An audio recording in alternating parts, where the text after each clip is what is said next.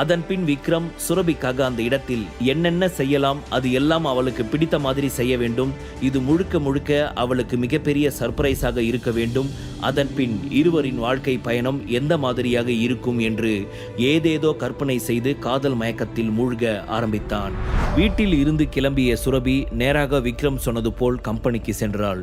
இப்பொழுது தமிழ்நாட்டில் இயங்கி வரும் மிக பிரபலமான கம்பெனி என்றால் அது மனோகர் குரூப் ஆஃப் கம்பெனிஸ் தான். இந்த கம்பெனிக்கு சிஇஓவாக இப்பொழுது தமிழ்நாட்டின் மிகப்பெரிய பணக்காரரான நந்தகுமார் தான் இருக்கிறார்.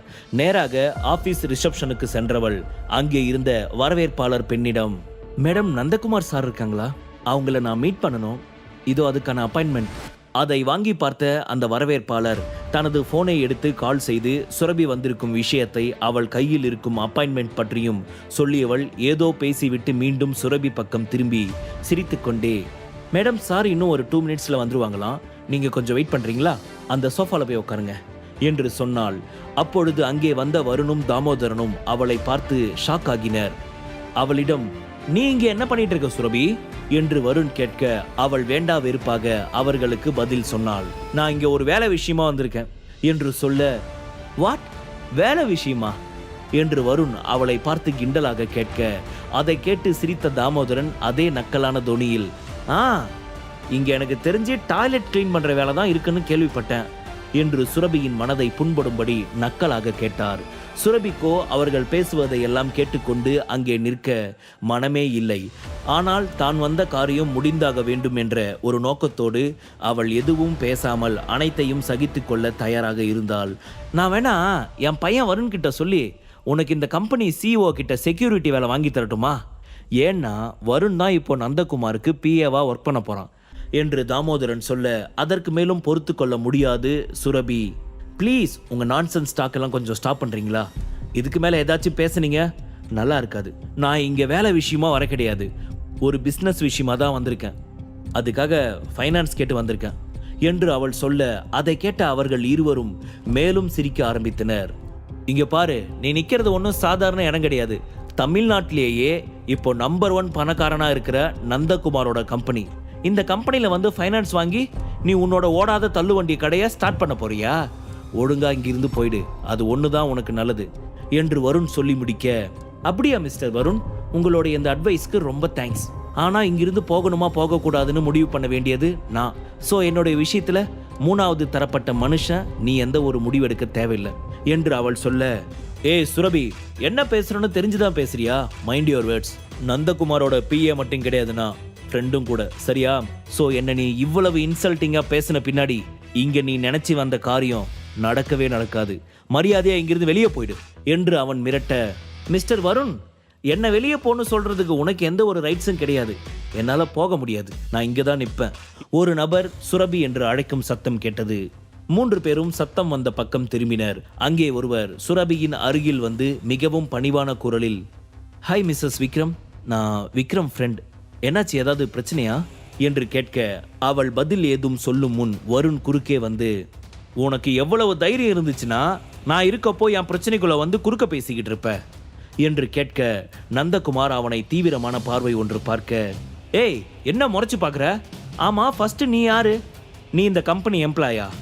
நான் யாருன்னு உனக்கு தெரியுமா என்று வருண் திமிராக கேட்க நந்தகுமார் நக்கலான குரலில், இல்லை சார், நீங்கள் யாருன்னு தெரியாது, நீங்கள் யாருன்னு சொன்னீங்கன்னா நல்லா இருக்கும் என்று சொல்ல, நான் நந்தகுமார் சார் பிஏ என்று வருண் கர்வமாக சொல்ல நந்தகுமார் தனது காதை குடைந்து கொண்டே, என்ன சொன்னீங்க என்று வேண்டுமென்றே மீண்டும் கேட்க, நான் இந்த கம்பெனி சிஇஓ நந்தகுமாரோட பிஏன்னு சொன்னேன், ஏன் உனக்கு காது கேட்காதா என்று அவன் கேட்க அப்பொழுது அங்கே தடித்த தசைகளுடன் கன்னம் குலுங்க குலுங்க ஒரு நபர் நடந்து வந்தார். அவர் நந்தகுமார் அருகில் வந்து மிகவும் பணிவான குரலில், சார் என்னாச்சு, எனி ப்ராப்ளம் என்று கேட்க, என்ன அமீர், இவங்க உங்களுக்கு சொந்தக்காரங்களா? ரொம்ப தெரிஞ்சவங்க மாதிரி இவ்வளவு க்ளோஸாக பேசிக்கிட்டு இருக்காங்க என்று கேட்டார் நந்தகுமார். ஆத்தி, போனா போதுன்னு இவனை வேலைக்கு செத்தா நம்ம வேலைக்கு உல வச்சிரும் போலியே என்று மனதிற்குள் நினைத்த அமீர், இல்லை சார், இவங்க எனக்கு தெரிஞ்சவங்க இல்ல என்று அவர் பிளேட்டையே மாற்றி போட்டு விட்டார். ஆனால் அவரிடம் வேலை செய்வதற்காக தாமோதரனும் வருணும் அதிகமான பணத்தை ஏற்பாடு செய்து கொடுத்துதான் இந்த PA வேலையை வாங்கியிருந்தனர். இதை கேட்ட வருணுக்கும் தாமோதரனுக்கும் முகத்தில் அப்படி ஒரு அதிர்ச்சி. இங்க பாருங்க அமீர், இன்னும் 2 நிமிஷம் டைம் தரேன், அதுக்குள்ள இவங்க 2 பேரும் இந்த இடத்தை விட்டு காலி பண்ணியிருக்கணும் என்று சொன்னவர் இப்பொழுது சுரபி பக்கம் திரும்பி, மேடம் இங்கே நின்று டைம் வேஸ்ட் பண்ண வேணாம்னு நான் நினைக்கிறேன், அதனால நீங்கள் வாங்க, நம்ம என்னோட சேர்மன் ரூம்குள்ளே போய் உட்காந்து ரிலாக்ஸாக பேசலாம், நான் உங்களுக்கு காஃபி ஆர்டர் பண்ணுறேன் என்று சொன்ன நந்தகுமார் சுரபியை அழைத்து கொண்டு அங்கிருந்து சென்றான். அப்பொழுதுதான் இத்தனை நேரம் தாங்கள் பேசிக் கொண்டிருந்தது உண்மையான நந்தகுமாரிடம் என்று புரிந்தது இருவருக்கும். ஐயோ, நாம தேவையில்லாம வார்த்தையை விட்டுட்டோம்டா மகனே, இப்ப நம்ம பணத்துக்கு பணமும் போய் வேலையும் போயிடும், இப்ப என்னடா பண்றது என்று தாமோதரன் ஒன்றும் புரியாமல் வருணை பார்த்து கேட்க, வருணுக்கோ மனதிற்குள் வேறு ஒரு சந்தேகம். ஆமா, இந்த சுரபிக்கு மட்டும் எப்படி இவ்வளவு பெரிய பணக்காரங்க எல்லாம் கிடைக்கிறாங்க? அதுவும் இந்த நந்தகுமார் விக்ரம இவரோட ஃப்ரெண்டுன்னு சொல்றாரு, எப்படி இவனுக்கு மட்டும் இந்த மாதிரி எல்லாம் பணக்கார ஃப்ரெண்ட்ஷிப்பும் அமையுது என்று யோசித்தவாறு தன் அப்பாவை பார்க்க, சே, நாம தேவையில்லாம இப்படி வாய் விட்டு இருக்க கூடாது என்று தாமோதரன் சொல்ல, அதன் பின் இருவரும் வேகமாக ஓடி சென்று நந்தகுமாரின் கைகளை பற்றி கொண்டு, சார் எங்களை மன்னிச்சிருங்க, நாங்க தெரியாம ஏதோ பெரிய தப்பு பண்ணிட்டோம், எங்களை தயவு செஞ்சு மன்னிச்சிருங்க சார், எனக்கு வேலை இல்லைன்னு மட்டும் சொல்லிடாதீங்க என்று வருண் கெஞ்ச, அவனுக்கு எந்த ஒரு பதிலும் பேசாது அமைதியாகவே இருந்தார் நந்தகுமார். சார், என் பையனை வேலையை விட்டு தூக்கிடாதீங்க என்று தாமோதரன் கெஞ்சிக்கொண்டே வேகமாக சுரபியின் பக்கம் திரும்பியவர், இங்க பார்மா சுரபி, நீ என்னோட தங்கச்சி பொண்ணு, அந்த வகையில உனக்கு என் மேல எந்த ஒரு கோபமும் இருக்காதுன்னு நினைக்கிறேன், தயவு செஞ்சு நாங்க பண்ண தப்ப நீ மன்னிச்சிடு, நாங்க 2 பேருமே ஏதோ தெரியாம தப்பு பண்ணிட்டோம், அதுவும் இல்லாம நீ எங்க வீட்டு பொண்ணுன்ற உரிமையில தான் நாங்க உன்கிட்ட வம்பிழுக்கிற மாதிரி பேசிட்டோம் என்று சொல்ல, சுரபிக்கு அந்த வார்த்தையை கேட்டு கோபம் அதிகமானது. என்னது, நீங்க 2 பேரும் உங்க வீட்டு பொண்ணுன்ற உரிமையில என்கிட்ட வம்பிழுத்தீங்களா? இவ்வளவு நேரம் நீங்க என்கிட்ட பேசின பேச்செல்லாம் பார்த்தா அந்த மாதிரி தான் இருந்துச்சா? நீங்க சொல்ற இந்த பொய்யை நான் உண்மைன்னு நம்பணும், அப்படித்தானே என்று அவள் மிகவும் உடைந்து போன கவலை மற்றும் கோபம் கலந்த குரலில் கேட்க, அவளது இந்த கேள்விக்கு என்ன பதில் சொல்வது என்று தாமோதரனுக்கு தெரியவே இல்லை. என்ன மாமா, பேசாம அமைதியா இருந்தீங்கன்னா என்ன அர்த்தம்? நீங்க காலையில வீட்டுல பண்ண விஷயமும் நல்லா இருந்துச்சு, இங்க ஆபீஸ்க்கு வந்து என்ன அசிங்கப்படுத்தின விஷயமும் நல்லா இருந்துச்சு, அப்படித்தானே மாமா?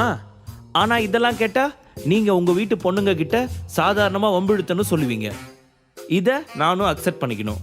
நீங்க இந்த அளவுக்கு மோசமான ஒரு ஆளா இருப்பீங்கன்னு நான் கொஞ்சம் கூட நினைச்சே பார்க்கல என்று சுரபி பேச, தாமோதரனுக்கும் வருணுக்கும் அது மிகவும் அசிங்கமாக இருந்தது. தப்புதான் சுரபி, அதுக்காக நீ எங்களை இந்த அளவுக்கு பழி வாங்காத, ப்ளீஸ் எங்களை மன்னிச்சிடு. இப்ப மட்டும் நீ எங்களை மன்னிக்கலனா கண்டிப்பா என் பையன் வருணுக்கு நந்தகுமார் சார் கிட்ட கிடைச்சிருக்க வேலை கைவிட்டு போயிடும்.